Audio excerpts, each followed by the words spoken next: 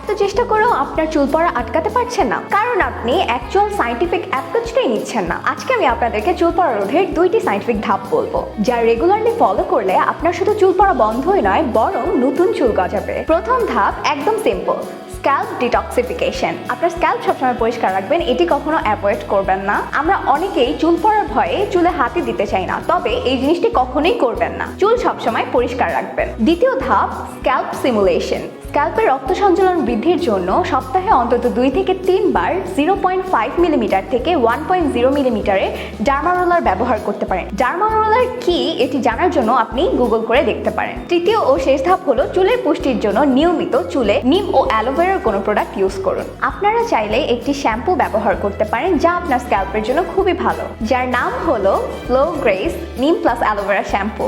এটি ইউজ করলে প্রথম এবং তৃতীয় ধাপ একসাথেই হয়ে যাবে। এই 3টি পদ্ধতি একসাথে রেগুলারলি করতে পারলে আপনি অবশ্যই একটা ভালো রেজাল্ট দেখতে পারবেন। এই পদ্ধতি কিভাবে এত কার্যকরী তার পিছনে রয়েছে একটা সায়েন্স, তবে এই সায়েন্স নিয়ে না হয় আরেকদিন আলোচনা করব।